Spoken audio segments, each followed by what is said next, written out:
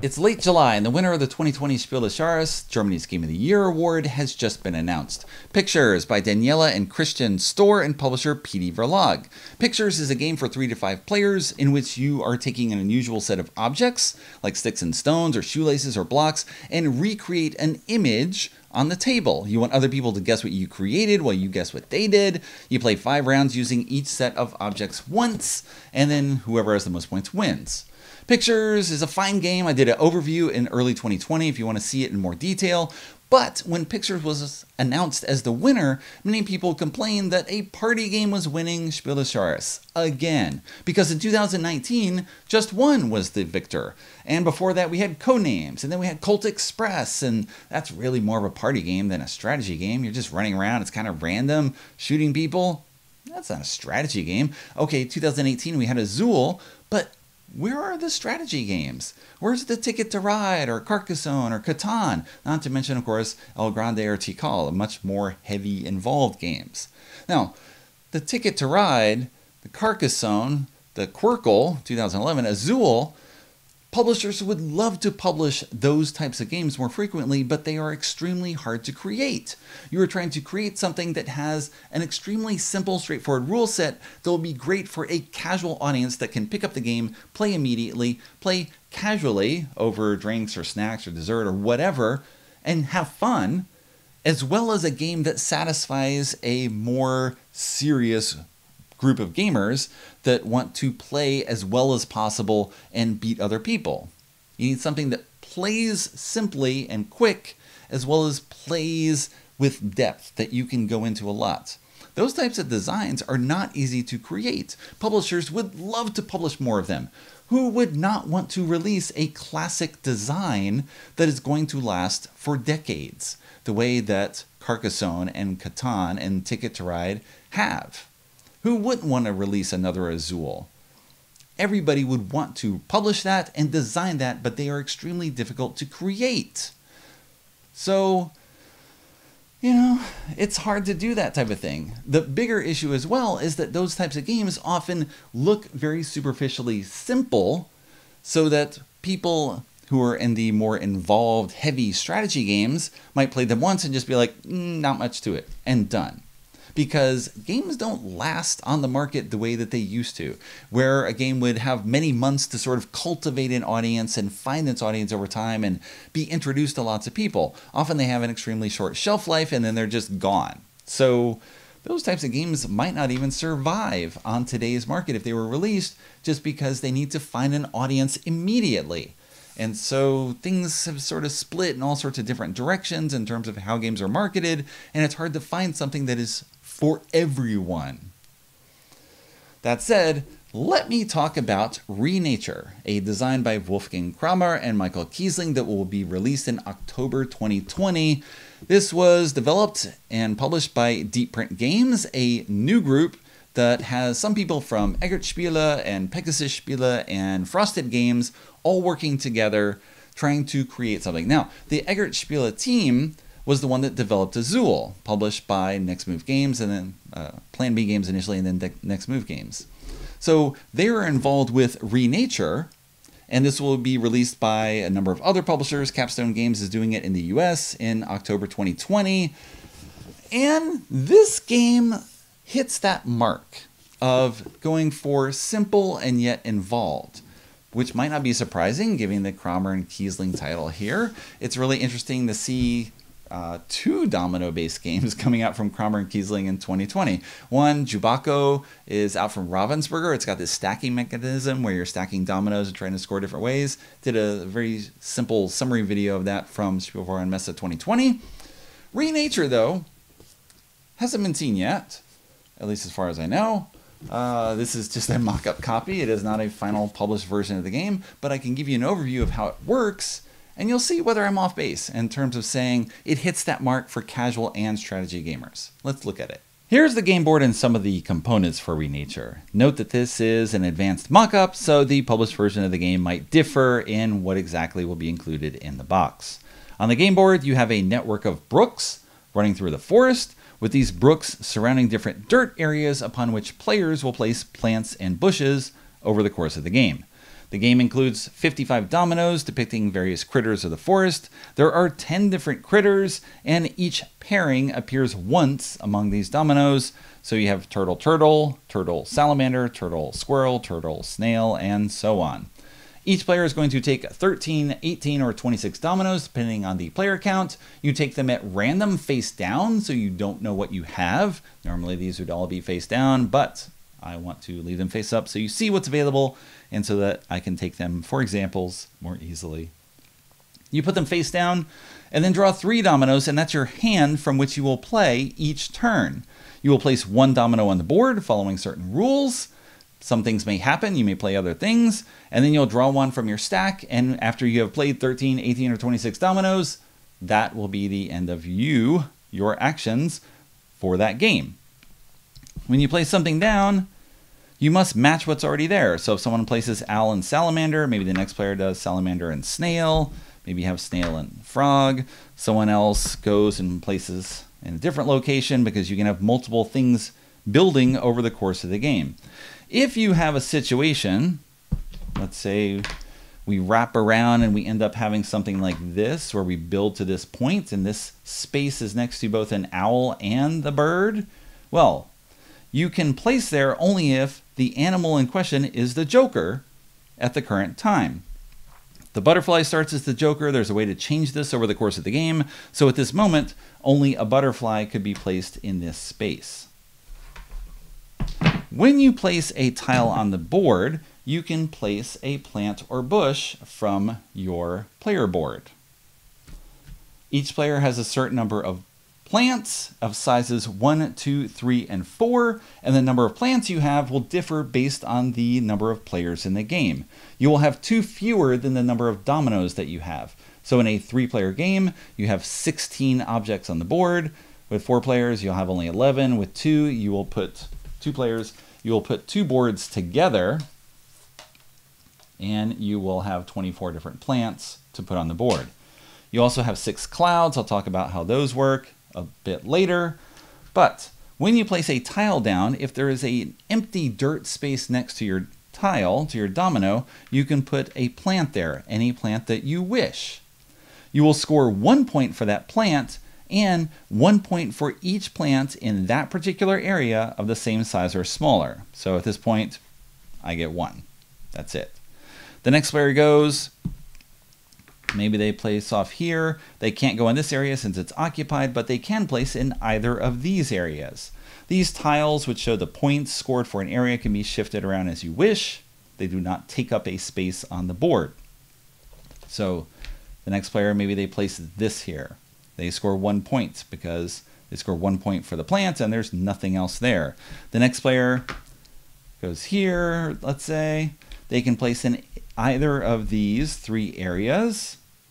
Maybe they want to go here. They will score 2 points, 1 for their plant and 1 because there's another plant here of the same size or smaller.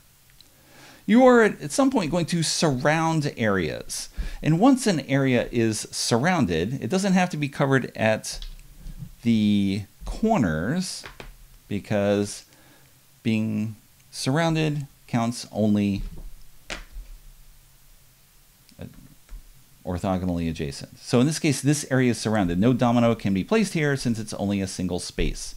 When an area is surrounded, let's say I place this here, the white player has more of their bushes, more bush power in that area than the orange player. So the white player will score 3 points, the larger number on this tile. The orange player will score 1 point, and me, because I surrounded this area, I will get this tile, and it has some points on the back that I will score at the end of the game. So there's a little hidden scoring element that will come into play at the end of the game. We continue. We don't have to surround only one area. We can have a big snaky path through the forest. It all depends on what you have available, what you're trying to play, where you want to go, and where you think you can score points. One tricky aspect to this game, well, there are many tricky aspects, but let's say we go here, and the black player puts this down, and someone else goes here, and they put a neutral down of the same size, because each player has some neutrals as well. When this area scores, if an area has plant values of the same strength, then those are ignored. So in this case, this player comes down here. Maybe they place a white one. Let's say this one gets closed off and no one places something here, or maybe someone goes here instead. This area is now surrounded and closed. These two are the same strength, 2 and 2. They are treated as if they are not there. They remain there, but effectively they do not exist. The white player is the only one who then has any pieces, so they get both first and second place for this tile, which is 6 points. And whoever closed this area gets this tile, which has some points on the back. So you're fighting over each individual area here, trying to manipulate things so that you can score the most points as efficiently as possible with as few plants as possible, because it's much better if I can score this with a 1 than if I had to go in here and place a 3, because now I don't have a 3 to go somewhere else. You are going to continue placing until you run out of dominoes, and at that point you score for any of the areas that have not been completely surrounded, but no one gets the tile. You still score them in the same way. You look and see who has the largest value of plants in that particular area, ignoring ties, divvying out the points as they will, and you add those points to whatever people have scored during the game. The simplicity of Renature's rules feels very old school. On a turn, place a domino on the board, place a plant if you wish, scoring points for it, score an area that's closed off, draw another domino, prepare for the next turn. You can play as casually or thoughtfully as you wish, although of course you are limited because you have a hand of only 3 dominoes. You can't plan ahead too far, but you can plan ahead somewhat, anticipating what other people might do based on what they played on the previous turn and based on what's already all over the board. I may play a tile that ends with an open badger at the end because there's been lots of other badgers played. I think that I will be able to play off it, but of course, someone else may have a badger, or they may have a joker animal that matches anything. You can manipulate the joker, though, to your advantage. Here's how. Each player starts the game with 6 cloud tokens, and you can spend these cloud tokens for multiple actions in addition to your regular action of placing a domino tile on the board. And you can use the clouds either before or after your regular action, or in both cases, depending on what you're trying to do. If you spend 2 cloud tokens, you can change the joker animal to whatever you wish, and that can sometimes set up remarkable plays. In one of my games, we had covered approximately 2/3 of the board. I had lots of plant presence in this area here, and in this one, we had built out to this situation, so this was all covered, but we could not close this gap because the squirrel and butterfly token was elsewhere on the board.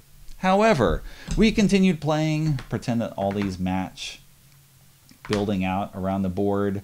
You get more clouds by placing a plant on a cloud that's on the board. There's only a few places with clouds. There's one under the player board here, but whoever places this tile here can choose to place a plant, and then they would take this cloud and add it to their board. You can have at most 6 clouds on your player board.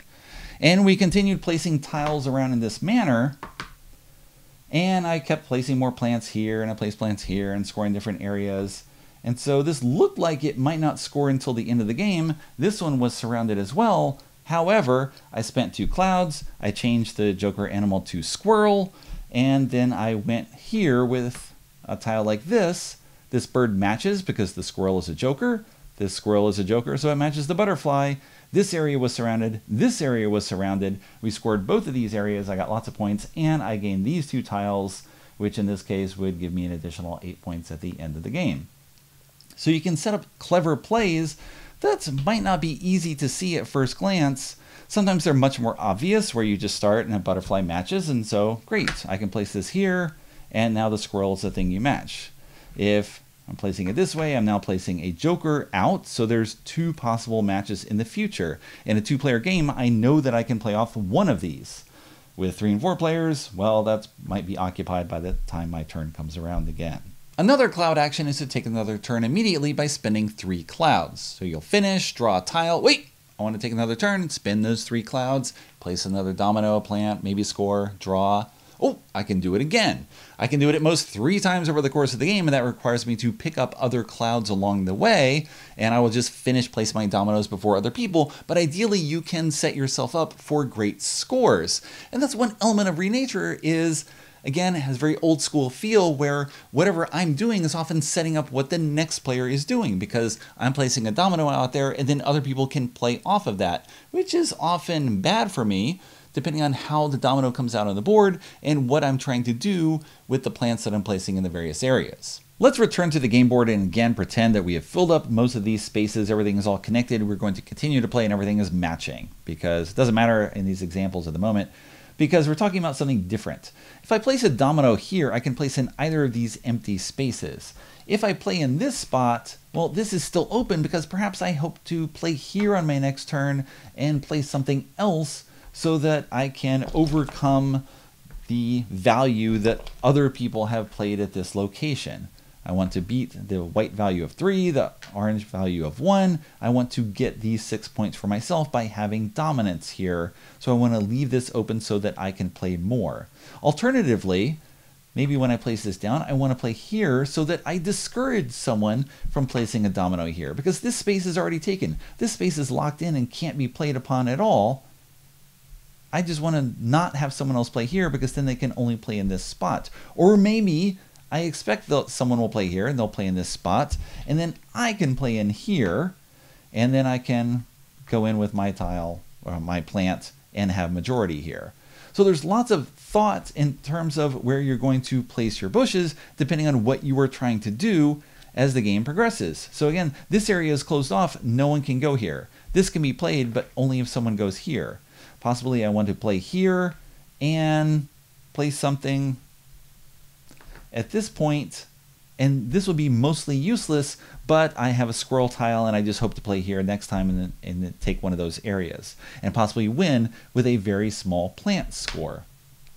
I haven't even mentioned the neutrals except in passing, but of course these are great by neutralizing other players and scoring points where they get nothing. I showed this little area here. Well, in one of my games, we had built up this big area, and my opponent had accidentally set it up so that I could close the area with 1 tile. In addition, I think dropped my neutral 4 down, and I tied his 4, and I ended up with these points, all 9 of these points, for only a 1, because I had neutralized everything, and effectively I was the only player in this space.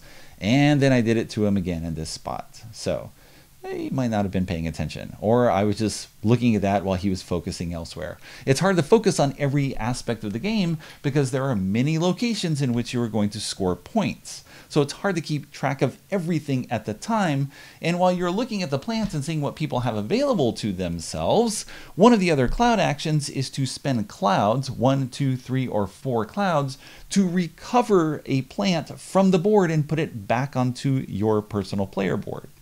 So if I spend 4 clouds, I can recover a 4 plant, but only if I have room for it. So I can take this neutral and put it back on my board, and then I will have it to place again later.